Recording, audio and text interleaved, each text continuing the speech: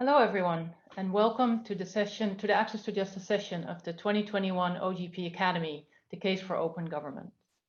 My name is Maaike Langen. I'm the program lead at on Justice for All at the Pathfinders for Peaceful, Just and Inclusive Societies. On behalf of the Open Government Partnership, the Korean Development Institute School of Public Policy, and the Pathfinders for Justice, I thank you all for joining. Before we get started, please remember to choose your preferred language by selecting the globe at the bottom of your screen, and you can choose English, Korean, French, or Spanish. Those are the languages we'll be translating into today. People encounter justice problems in nearly every aspect of life, such as securing basic life needs, including healthcare, employment, education, housing, and living in safety. Compounding that reality, research indicates that when these problems surface, people often do not even recognize that they are legal in nature. And if they do, try to resolve their justice problem. If they do try to resolve their justice problems, they may be met by opaque legal processes, limited or inadequate legal help, and sometimes even discriminatory practices that prevent them from obtaining equal access to justice, all of which are harmful to a truly open government. Now, this session will present the state of evidence on access to justice and open government, and I'm very happy to be joined here today by Mark Weston, Rebecca Sandefur, Marlon Manuel, and Alvaro Herrero. I will present them to you in a bit more detail when I give them the floor. But maybe let me just start by saying that this session is part of the OGP Academy, as I think you know, and OGP is in a constant mission to stay up to date on the evidence of what works and how specific open government policies are best implemented. For this reason, OGP is collaborating with partner organizations to conduct state of evidence reviews that can inform open government reforms across geographies and themes. We're very happy as Pathfinders to have joined with OGP on this specific theme of access to justice. The title of today's session is The Case for Access to Justice.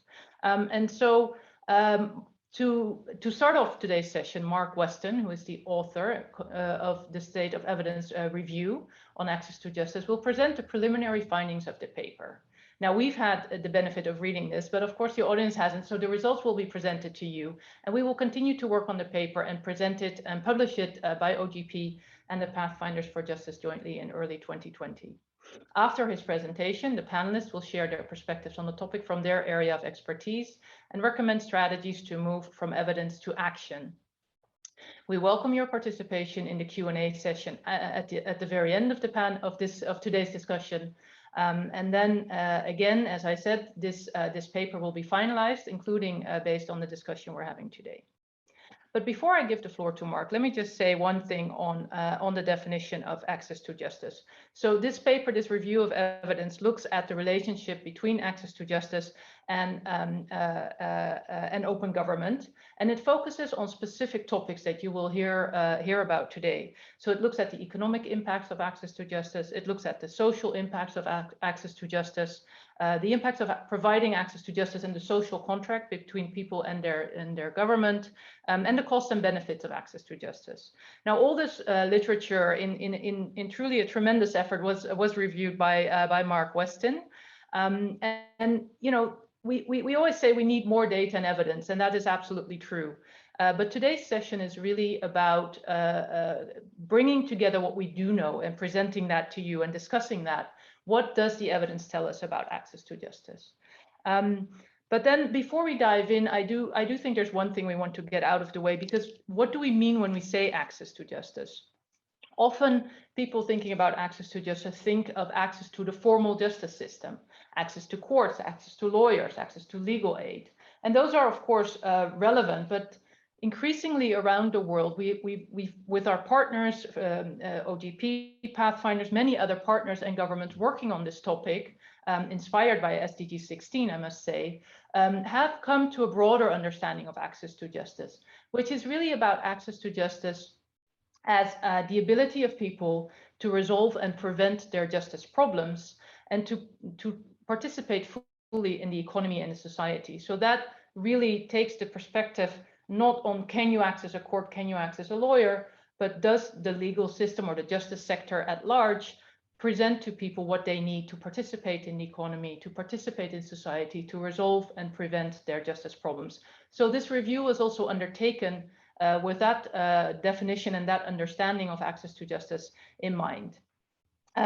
So with that, I would like to ask Mark Weston, who is with us today to present some of the results of this review, to take the floor. Mark is an independent writer, a researcher, and a policy consultant for the Task Force on Justice and Pathfinders, but also for many other organizations. And as I said, he has done this tremendous effort of reviewing all the literature, and he will be presenting the results to us. Mark, the floor is yours. Okay. Good morning, good afternoon, good evening.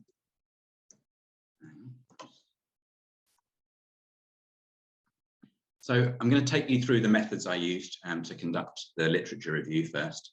Then we're going to look at the economic impacts of access to justice, then at the social impacts of access to justice, and then at the impacts of access to justice on the social contract, the contract between states and their citizens. And finally, we'll look at some of the costs and benefits of access to justice interventions. And what I'm going to present to you is a very small snapshot of what is in the literature review, because we've only got sort of 10 to 12 minutes today, but there's a lot more examples than I'm going to give you today in the literature review itself. So the methodology used, I was asked to look at empirical studies on the impact of access to justice that were published between 2017 and 2021, so a 5-year period.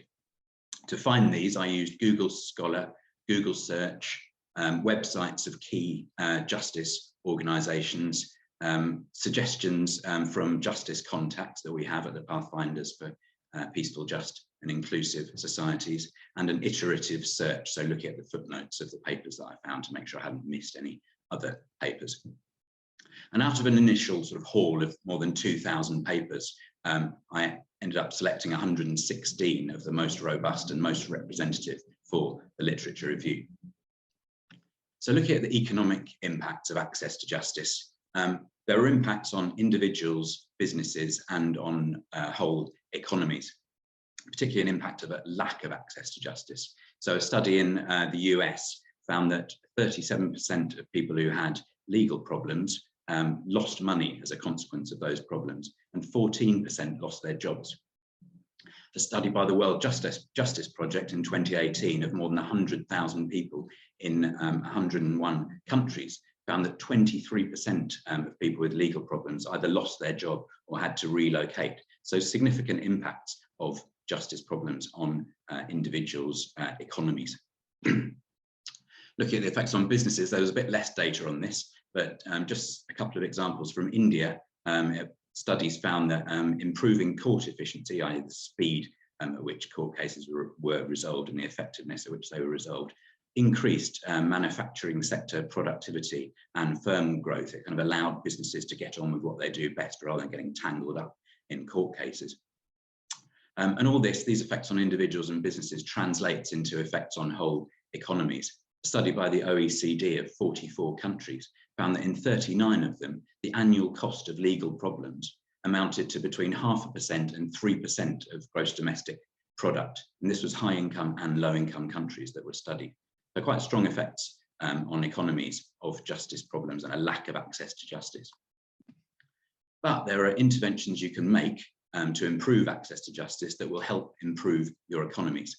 Firstly, you can increase the quantity of access to justice. So a study in 83 countries found that increasing the density of judges per capita by 1% boosts per capita GDP by almost 0.2 percentage points every year. And that's just looking at judges, increasing the number of judges, not any other aspects of justice provision. A more micro level study in Kenya found that providing free lawyers for farmers reduced the number of land disputes that they got tangled up in and increased their production by 42% and investment by 21%. Now, they were able to do what they did best in a more stable and predictable environment. But as well as improving the quantity of access to justice, you also need to improve the quality of access to justice to deliver what people need.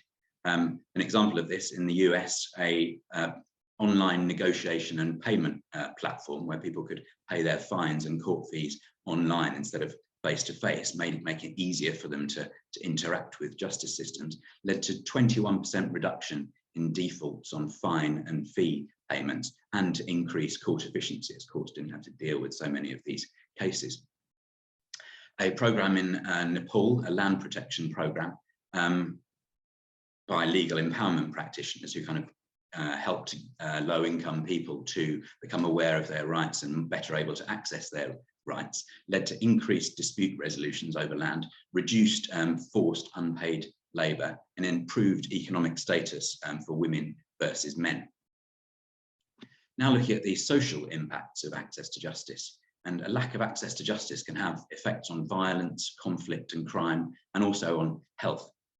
And again, there are many studies in the paper that I haven't got time to discuss here, but just giving you some examples here.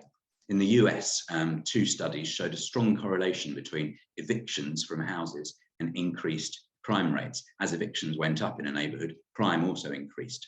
And two other studies in the US found that when you provided legal representation to people who were at risk of eviction, the eviction rates fell. So there's a link there between access to justice and reduced crime.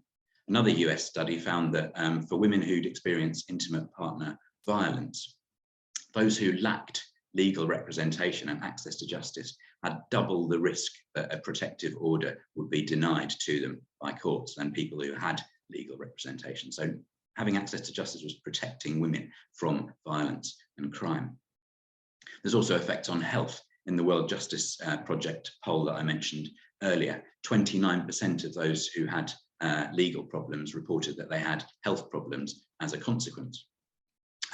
In the UK, a study of health and justice partnerships, which provide low-income clients with both health and justice services from the same location, holistic services which better responds to their needs. 58% of these clients reported serious mental health impacts because of their legal problems. But again, there are interventions you can make that will improve access to justice and have social benefits. So looking at violence and conflict, in Guatemala, the International Commission Against Impunity was set up to prosecute organised criminals and tackle corruption. And a study found that it averted 18,000 murders that would have otherwise happened without it. So huge impact on violence prevention. In Peru, it was found that the opening of women's justice centres, where specialist justice services are provided to women, led to a 10% decline in gender-based violence in the areas where they were set up compared to the period before they were set up.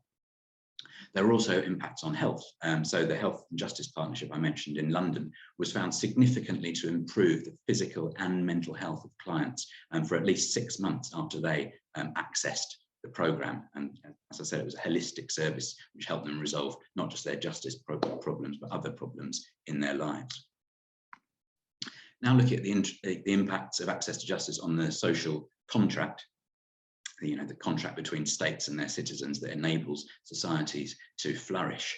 There are studies that found that a lack of access to justice can affect trust, which is crucial to help governments, trust in governments to help them perform their roles, and it can affect civic participation.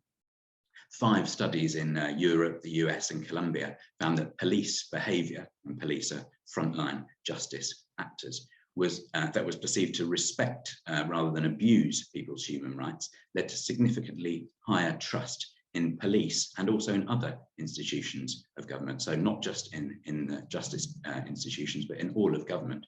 Access to justice can increase trust in governments. It can also improve strengthen civic participation. So a study in studies in Europe, Chile, Colombia, Belgium, and China found that police fairness and high quality justice systems were associated with an increased likelihood that citizens would obey laws and a reduced likelihood that they would resort to violence. So they're more likely to fulfill their part of the social contract if they receive access to justice. And studies in Romania and the UK found that a lack of access to justice can increase people's reluctance to use justice and other institutions. So again, justice is key to the social contract between citizens and all parts of government. And again, there are interventions you can make to strengthen access to justice that will also strengthen the social contract. So first, you can use justice to tackle corruption and impunity, which are terrible ways of maintaining the social contract, good ways to destroy the social contract. A study in Pakistan found that when the appointment of judges changed from a presidential system to a peer system, so peer judges would appoint judges, the number of rulings that were in favour of government significantly reduced and became fairer as access to justice increased there. In Tunisia, an advocacy campaign by legal empowerment practitioners and others led to reform of a law that was going to give impunity to people who've been accused of financial crimes. So the justice sector, using the law to reduce corruption and impunity and thereby strengthen the social contract. It can also reduce social exclusion. So a study in Romania, Serbia and Macedonia of Roma people who've historically been marginalised in those and other countries found that a paralegal support and advocacy campaign reduced the denial of healthcare to Roma people, and it reduced demands for bribes and harassment by health professionals from Roma people, and thereby reduced their marginalisation from society. So finally, moving on to the costs and benefits. Access to justice provides savings for justice systems and for governments as a whole. So examples of savings for justice systems, a pro bono legal assistance program in Canada for unrepresented litigants was found to increase court efficiency. Courts got through their cases more quickly and effectively, and it saved the Ontario provincial government $10 for every dollar invested. A study in the US, several studies in the US have found that substance abuse programs for prisoners reduce recidivism, the likelihood that they will re-offend when they're released. And one study of one of these programs found that the reduction in the costs of incarcerating people again after they've been released returned more than $5 for every $1 that was invested in the program. So these are strong benefits for justice systems. But there are also savings for governments. So in America, a study found that legal representation for low-income tenants who are at risk of eviction returned almost $13 for every dollar invested, because it averted so many evictions. And we mentioned the link earlier between evictions and crime.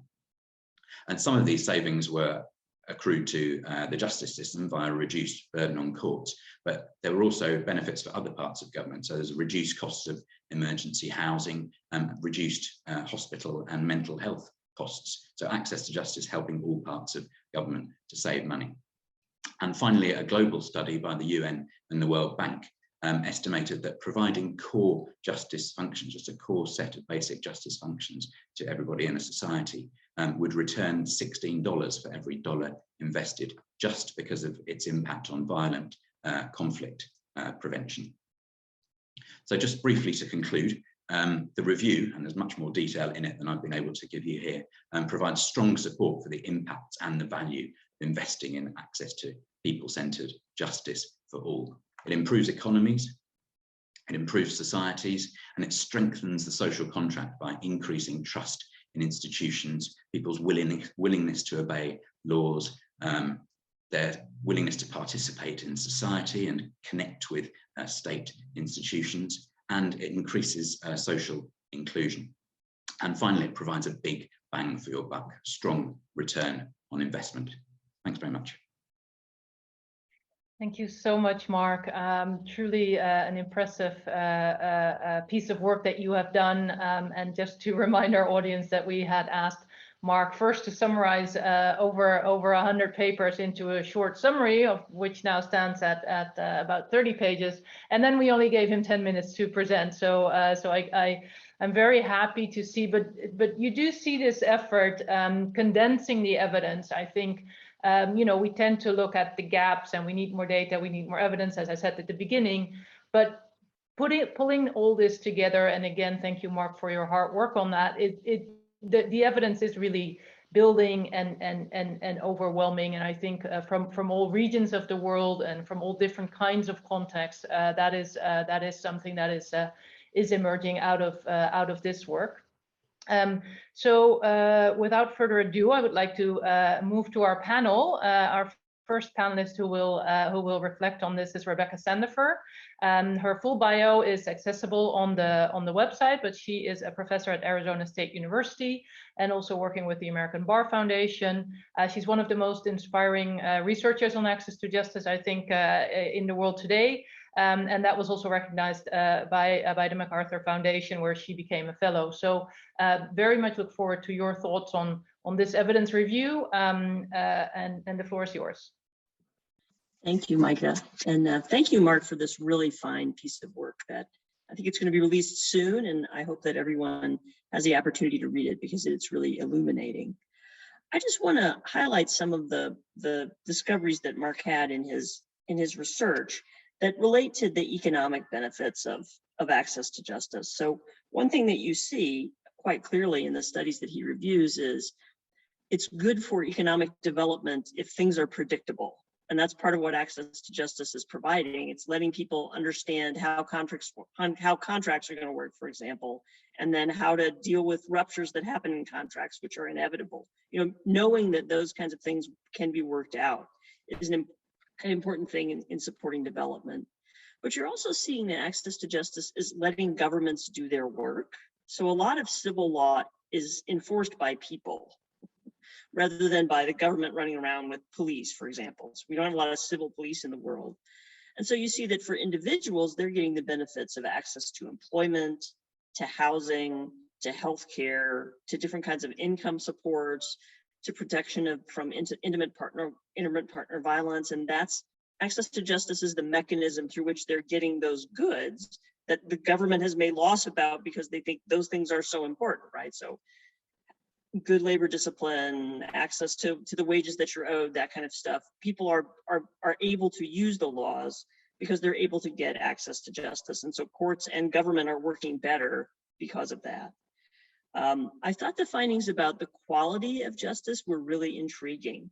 That when, for example, you have more judges or you have new ways to interact with the justice system, you see that people are more likely to participate, to engage, and to use their rights, but also to fulfill their responsibilities.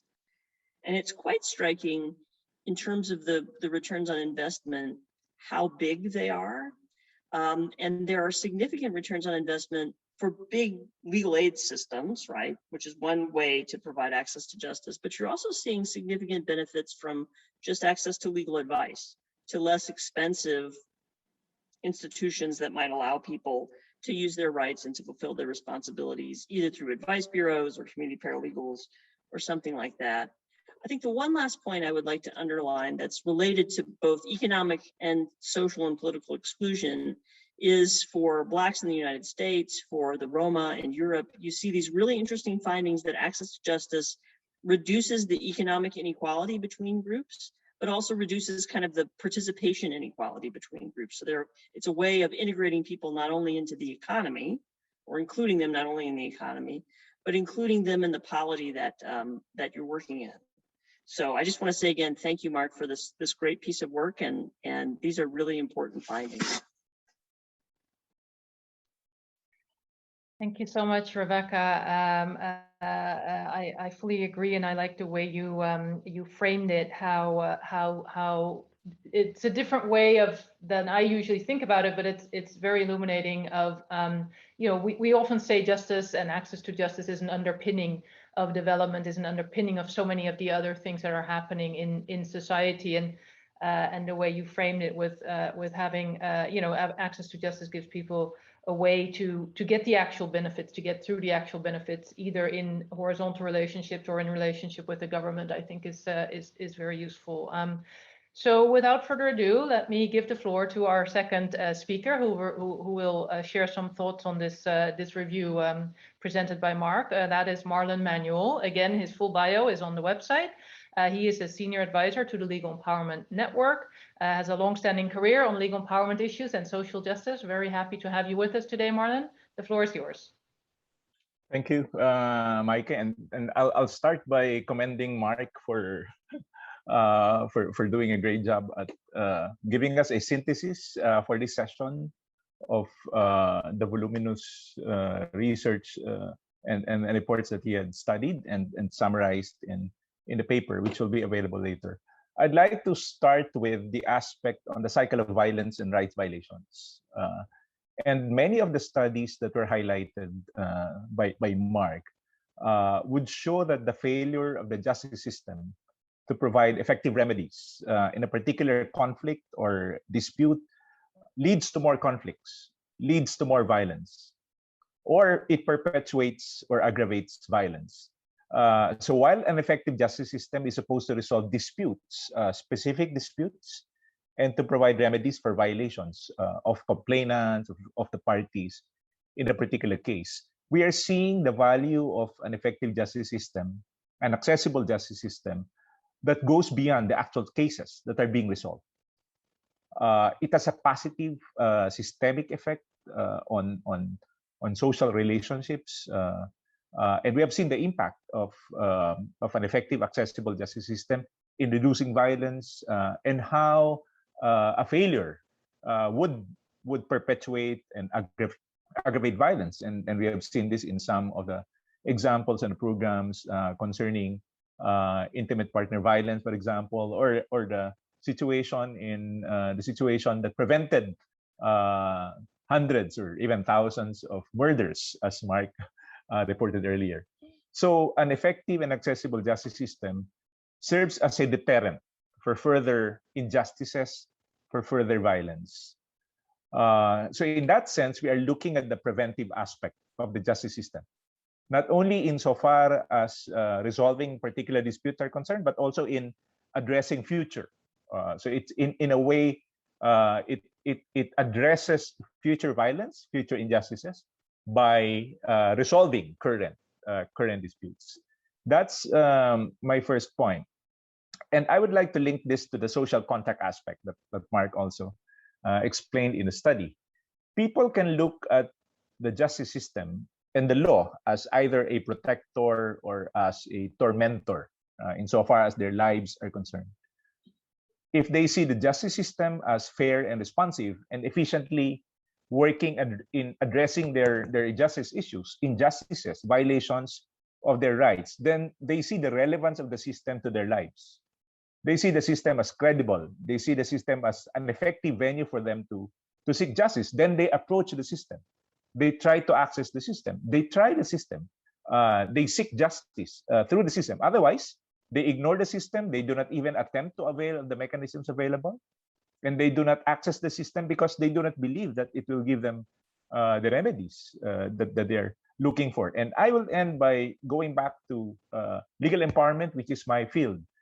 And legal empowerment programs, based on the studies that we have seen, should be interpreted or should be considered not just as looking at the demand side of the justice system, not just in increasing awareness or helping individuals access the system.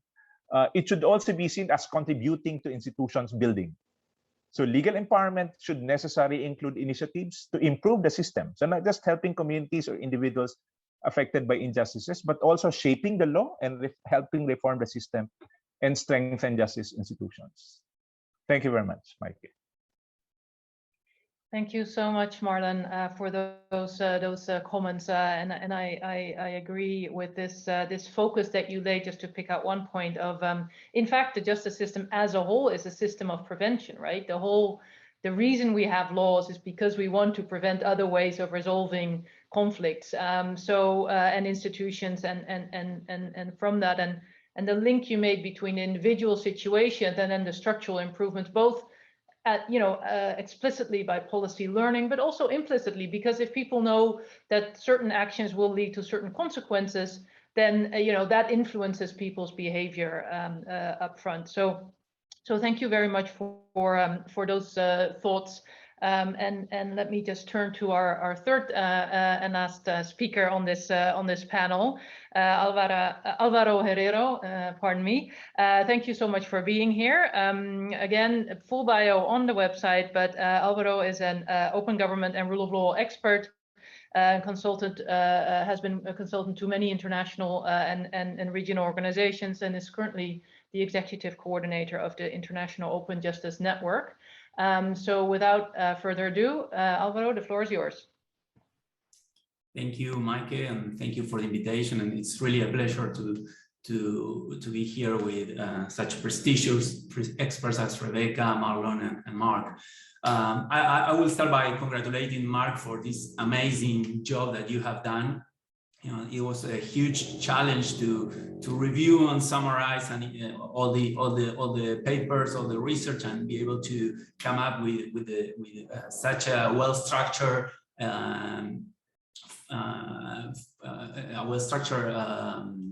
findings and ideas that are really provocative in a way.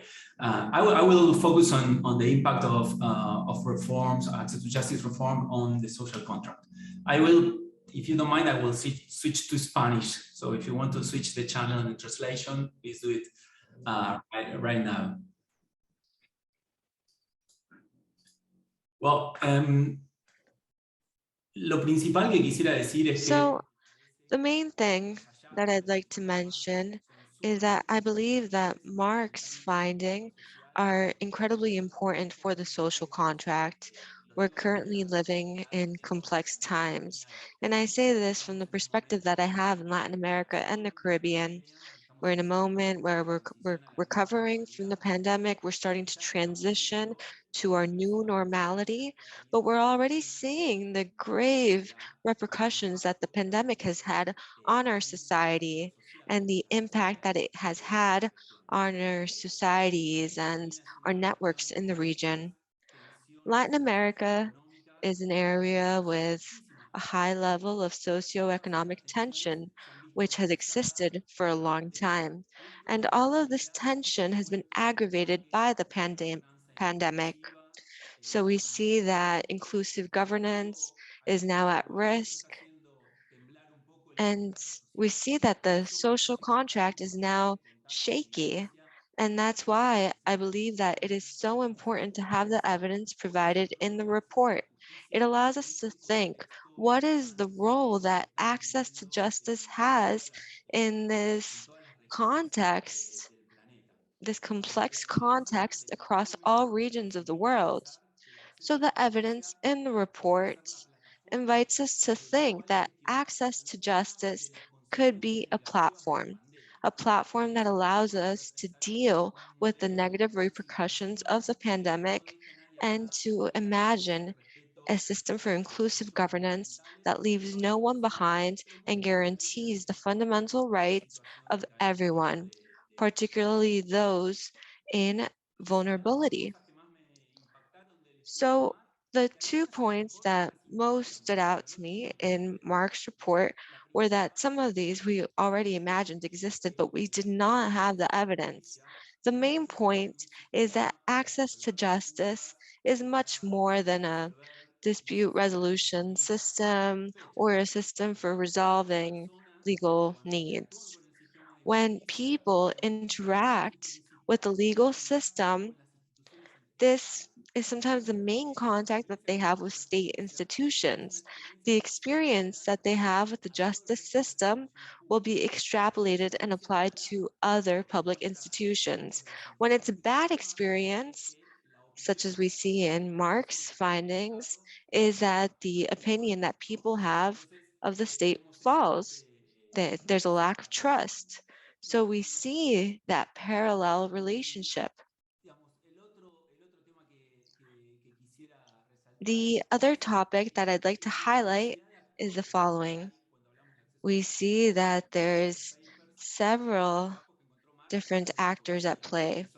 many of Mark's findings mention the police, and I was very surprised by how overrepresented security forces and police are in these findings. And this isn't wrong. I'm just saying that this evidence invites us to think about reforms to justice and allows us to be more precise and open when it comes to the social actors that we have to interact with.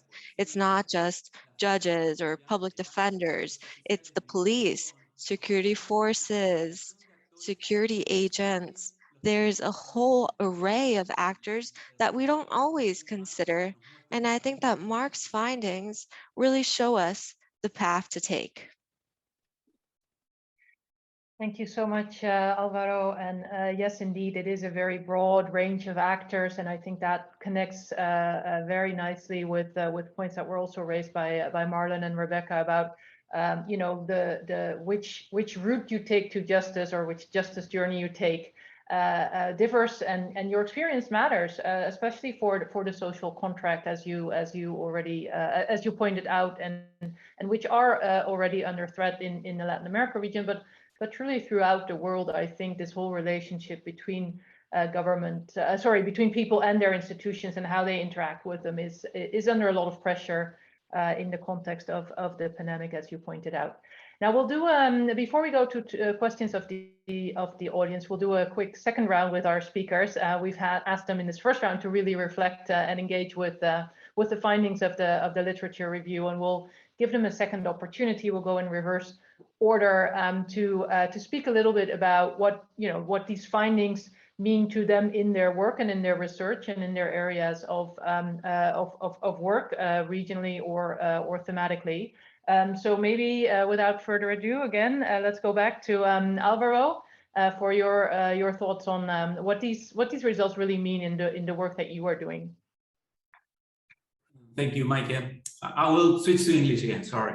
Well, I think this report made me think a lot. It was very provocative. It was really interesting to see that there's a lot of research out there, and there are many people, institutions, organizations that are committing this research. So I'm a little bit curious. I mean, who are the major, the big players conducting this type of report? Because I think we should set up a community of practice. We need to connect, these, sources of knowledge with governments, with judicial institutions, with NGOs, academics. So I think that behind the findings of the report, there's something interesting in terms of the network of actors that are eager to produce knowledge. And I think it would be very interesting to try to connect and find a way to bring this research to certain areas of government or the justice sector.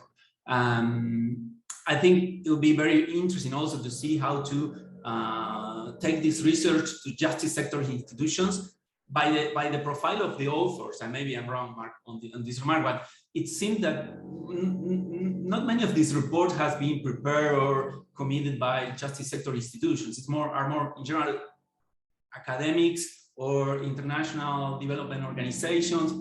So I think all this body of evidence, I think could be it could be an incentive for justice sector institutions to engage themselves in this type of work, to be able to be aware of what type of information, what type of data, what type of statistic they need to produce to be able to accelerate this type of research efforts that are going on worldwide. I think in that regard that I have a bit of a sense that justice sector institutions need to, are in debt with the rest of society, right? That they need to take a more active leadership and be themselves the one who are, be the ones who make some of the questions that are in those research reports that you brilliantly summarized. Thank you. Thank you so much, Alvaro. This is a very good point. And yes, I think as I was very inspired reading all this research, and there is so much work to be done in terms of bringing that together, bringing the people together, bringing the organizations together, bringing the data and the evidence together. I think we've started that movement, but there's certainly much more to be done. So thank you for that point. Let me now pass it on to Marlon for some reflections on his what this means in his work. Yeah, I'm looking at the studies that had been covered in Mark's report, and I would relate it to two major areas of study that we are now looking into, and these are complications, additional complications to the already complicated situation that we are discussing. One is the pandemic context, and we can't avoid, even if we are hoping that we would be able to successfully end the current pandemic situation. We are still, many countries are still struggling. And that's a complication for justice actors, for justice stakeholders, from both government and civil society organizations, grassroots justice advocates. We recently launched, in July of this year, we launched a study on gender violence and how legal empowerment work had been affected by the pandemic, and how legal empowerment organizations navigated through the restrictions imposed by government, how they adapted their programs. So I think it's a good way of looking at situations that are extraordinary. How can we address justice issues when we are in extraordinary contexts, like in a pandemic, so that in the future there can be protocols in place. How governments will respond to gender violence, for example, during quarantines, how government will allow civil society organizations, paralegals, to address justice issues despite curfews, despite other restrictions. The second complication that we are interested in looking at is the issue of doing legal empowerment work, continuing legal empowerment work under repressive contexts. And we are seeing this in a number of countries in Southeast Asia, where I am based, and elsewhere in different countries. So in this context, when there is a lot of mistrust, and we have discussed this when we were talking about the social contract aspect of the studies, how can citizens continue to seek justice, and how can grassroots justice advocates like paralegals continue to provide support to citizens and communities seeking justice under authoritarian regimes, under repressive contexts? And we're interested to look into this and to gather evidence that would help show that even under these extraordinary, or especially in these extraordinary circumstances, justice systems should continue to be working, and people should continue to be accessing justice institutions. These are difficult times, but there is no suspension of justice needs. You cannot put justice needs under quarantine, so justice work must continue under circumstances that are extremely difficult, extremely challenging. I will end there, Maaike. Thank you so much, Marlon. And yes, I think it's interesting, of course, in the context of the pandemic. At Pathfinders, we also worked on a number of briefings, and when we started thinking of the impacts of the pandemic, the public health emergency, the economic crisis, and now the impact on the social contract, we did really realize that justice actors in many ways are also frontline workers, right? They are in the front line of many of these issues. Well, again, this was the context of the pandemic we analyzed, but all those dimensions, there really is a big role to play, and the collaboration between different types of justice actors, the whole range across formal and informal civil society, et cetera, I think is quite critical to consider in that context. But before I dive into the discussion, let me first remind participants that if you have any questions, you can put them in the Q&A, and we will, after we hear from Rebecca Sanderfer, we'll go through some of those questions and try to get our panelists to answer them. So please put them in the Q&A, and we'll address them. But before we get to the Q&A session, please, Rebecca Sanderfer, the floor is yours. Thank you. I want to start by absolutely 100% agreeing with Alvaro about the need to have some kind of brain that remembers the things that are appearing in Mark's paper, the work that the Pathfinders have done in the past. There are lots, in my country, there are lots of pilot projects going on all around the country, and we learn a little bit from them. But we don't necessarily, that doesn't become part of the collective knowledge that informs practice. And so finding a way to do that, I think, is very important. I think I kind of came out with two questions from reading Mark's paper. So one was, there are lots of interventions short of a fully functioning legal aid system that seem to bring a lot of benefit. And so in my jurisdiction, there are different states that are thinking about relaxing the rules on the unauthorized practice of law, for example, so that people who are doing legal empowerment work can give legal advice, which is not possible in many places in the country that I live in. And so I think that finding is a really important one, and it tells us about a lot of options we may have in thinking about how to design programs that would be positive interventions here. The other thing that I thought was really interesting is there are some studies that find mixed effects of access to justice or no effects. And one question I had was, is it that justice isn't an important way of achieving the goal? Or is it that the program that was designed to deliver justice wasn't very good at delivering it?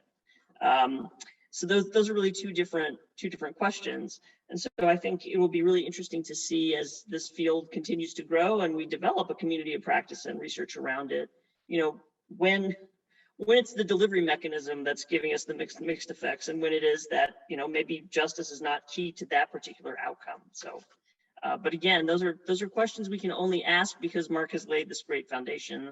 The Pathfinders have laid this great foundation. And so I hope we can find ways to keep the foundation and continue to build on it. Thank you. Thank you very much to all our panelists for these two rounds of reflections, and we'll turn to some of the questions. But I'd like to, and then we'll give Mark a chance to respond first, and then we'll go back to our panelists one last time before we wrap it up. In terms of, there's some questions in the Q&A popping up around justice in conflict settings in the face of war, when there are when there are escalations. There is a question also on the gap in the research, what is still needed. And then the situation in Nigeria, where there are especially high court fees and bail conditions. So maybe our panelists can touch on those questions as they get the floor. But I also want to really link on this notion of building the knowledge infrastructure. It is something that was already highlighted also in the Justice for All report from the Task Force on Justice, that we need to create this knowledge of, this knowledge infrastructure, this culture of using data and evidence, and really shifting from, I guess, what lawyers typically like to do, having normative discussions about how things should be, rather than having this empirical approach of really looking at what's happening, what are the problems people are facing, what is working on justice journeys, what are the experiences of people, and then related to that, of course, the cost-benefit question, which has sort of trickled through some of the remarks that we've heard today. You know, when do you need the full court procedure, and when are there just many other actors and approaches that can be much more effective and efficient and yield better experiences for people. So maybe with all that, let me give the floor to Mark for some thoughts and reflections. We've been discussing your work, your summary, and then each of the panelists, I will give you a brief moment to respond. Mark, over to you. Okay, so looking at the three questions I can see up there, The first one about Nigeria, and the main issue being on access to justice is the high rates of court charges and bail conditions. I didn't really find any studies tackling that, but I did find studies showing that it's not limited to Nigeria, this problem. There was a study in New Orleans which found that the city of New Orleans in America spent a lot more money pursuing bail payments and fees than actually reaped in those from bail payments and fees. So it's a problem all over the world. The question about gaps in the research, there are a few gaps, yeah. I mean, the impact of access to justice on businesses wasn't extensively studied. The few studies that are there are indicative of quite a strong impact of effective access to justice helping businesses to grow and develop. There's fewer studies on informal justice provision than there are on courts and lawyers. You know, a lot of justice isn't provided by courts and lawyers, it's provided by communities, elders, paralegals, citizens advice services, and there's less data on that than there is on the formal system. And the transferability of justice interventions isn't absolutely, you know, certain from one, you know, studies are conducted in one province or one country, but you don't know whether the same intervention would work in another country or province. So I think one research study suggested standardizing the methods for measuring the impact of access to justice interventions so that you've got a kind of standard, a global standard against which to measure their success and their effectiveness. And then the study on the question on the war in between Armenia and Azerbaijan. Yeah, that's, I mean, that's a transition. Well, that's a transitional justice question, really, and again, there's not many studies on the effect of transitional justice, and they're not very transferable. So, you know, programs like the Truth and Reconciliation Committee in South Africa was, you know, possibly less successful than it has been in other countries, or more successful than it has been in other countries, and amnesties and all these things. So yeah, I mean, I'm not very up to date on the Armenia and Azerbaijan question, but that will be a transitional justice question, and there's not a lot of research showing the transferability of transitional justice interventions across countries. Thank you.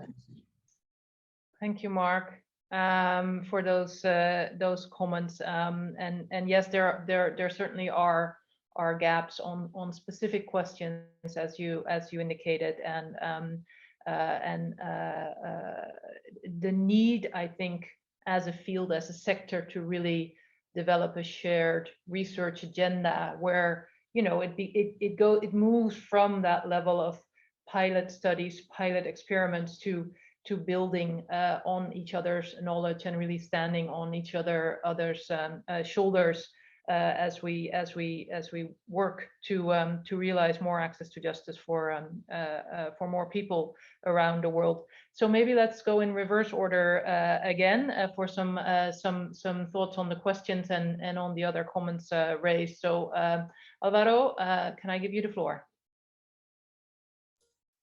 Oh, thank you. Well, no, I think, you know, I have the feeling that in terms of knowledge sharing tools and you know, best practices, I think we still have a gap there. It's not only, I mean, we need to be able to transform the results of this review, like that Mark conducted, into something different. Otherwise, I think we risk we run the risk of not having the desired impact, which is to bring this down to the field, to the justice sector decision makers, and to be able to transform, you know, the reality based on the evidence. I think the great news is that we have evidence that access to justice is good for inclusive governance, for the social contract, and for many other things as well, which help us, you know, create a constituency behind the access to justice movement and the open justice movement. We need evidence of impact to be able to bring legitimacy to these type of reforms, and especially to make them politically sustainable over time. Thanks. Thank you so much. And I think we have a lot of policy makers and both from civil society and government side reformers in the room today. And I think what you said and what we've been saying this hour, I think is that there is enough evidence to start working, but then at the same time we need to work towards collecting more systematic evidence about the impact. So you know, if things are if reforms are being started, then let's work towards standardized ways of measuring the impact and using that data to inform decision making and to be more effective in resolving and preventing people's justice problems. So thank you so much. Marlon, over to you then for some thoughts on the questions and the other things that have been raised. Yeah, I would add to what Mark mentioned about the armed conflict situation, and whenever we have armed conflicts, we have displacement of communities. So we have it leads to a refugee crisis, and refugees constitute a big group of disadvantaged individuals and communities. Not only during the immediate period, but in the long term, when they are in their host country and they're having difficulties accessing justice system. They have community issues among members of the refugee community. So that's an access to justice issue. How do they access the justice system in their host country? Even in the pandemic, there's an issue now on the vaccine availability for refugees in the refugee community, and because they are not citizens of their host country, they are not eligible. In some countries, they are not eligible to certain services, including vaccines. So there's a whole range of justice issues that could be created by an armed conflict situation, in addition to it being a transitional justice case in the making. On the question about the bail, it's interesting that well, in the Philippines, the bail for some crimes, the bail bond needed is not that high, but because the persons who are accused of committing the crimes are not able to post the bail, even if the amount is not very high, then they languish in jail. And it's interesting to see the cost-benefit analysis. We're looking at the economic aspect of the justice system. The cost of providing food and other services to these persons deprived of liberty in jail would be higher than the amount of bail that they could have posted had if they have the capacity, the financial capacity to do it. So we really have to look at the criminal justice system, including the bail bond system, and look for alternatives. Otherwise, we end up paying more, or we end up having a more expensive system of incarcerating individuals, even for minor offenses, because the bail is not accessible. Yeah, and we often say in a way that that's the justice actors who are paying for injustice, right? You have a big problem of pretrial detention and excessive and long pretrial detention in many countries around the world, and there you see justice systems paying often high costs for injustice, whereas they could be using those resources for justice. And I also really like your point, and thank you for pointing out, of course, refugees and other people who are displaced, where they have, they may have transitional justice issues, they may have broader issues related to their displacement, but they also have their everyday justice problems. Their life goes on, often for many years, where people do get married, divorce, have children. So life, or want to work, want to learn, engage with each other. So life goes on, and how do these populations, in particular access justice services. So thank you for bringing that into the picture as well. So last but certainly not least, Rebecca, maybe your final thoughts. I'm uncharacteristically optimistic about thinking about ways we can leverage the evidence that we already have. So I thought Marlon's example of how conflicts often create refugees and other displaced groups, we know some of the needs that every one of those groups is going to have, right? It doesn't matter whether they're in Lebanon or Singapore or wherever, you know, they're going to need identity papers. They're going to need to regularize their status in the place where they are going to live for a while. And so that, if we know that for one place, we know it for a lot of places. So there's some evidence we have. I think that another thing we could start thinking about with the evidence we have is, I mean, think about three places that are really different from each other in some ways: the United States, Mongolia, and Australia. Okay, so what do these places have in common? Well, they're huge. They're geographically vast. And so that means that issues of distance and technology are going to be playing a role in how people access justice. They also have indigenous populations that are in the situations they are as a result of colonialism. And those indigenous populations, even though they're very different in some ways, experience some common needs that result from that structure. And so our interventions that work in rural parts of the United States or Australia also going to work in rural parts of similar kinds of contexts that have similar populations and similar kind of physical geographic needs. I think there are a range of those kinds of directions we could be going with the information that we have to think about what might work in places where we haven't tried it yet. So I see a lot of hope here for learning from what we already know. Although, of course, I would love to see us do a lot more research.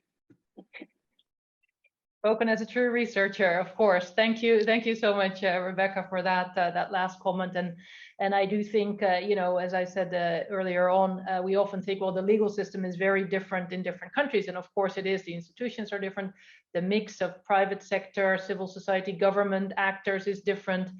But at the same time, the type of conditions in which people may live, as you pointed out, and the types of problems that people encounter in their day-to-day life are actually quite similar, and a lot of the interactions and experiences can be very much used to learn from other contexts. So with that, I would like to call this session to a close. I would love to thank, well, Mark for the amazing work that has been done, our panelists, Rebecca, Alvaro, Marlon, for taking the time to share your thoughts and impressions with us today. This was the first session of the OGP Academy. There are more sessions every day of this week, so please do look at the platform and sign up for other sessions of interest. Also, please keep an eye out for both the presentation that Mark gave today, which will be shared on the platform, and of course the study once completed, which will be published early next year. We live in a time with lots of challenges, but I'm continuously optimistic. I like to share Rebecca's optimism about what we can do if we work together, if we are more systematic about what we know, and apply that data and evidence in our work and in how we move forward and how we continue to improve our systems to provide equal access to justice for all as part of a more open government. So thank you everyone for joining us. Thank you again to our panelists, and we we'll be in touch with follow-up information. Please keep an eye out. Thank you. Thank you. Bye-bye.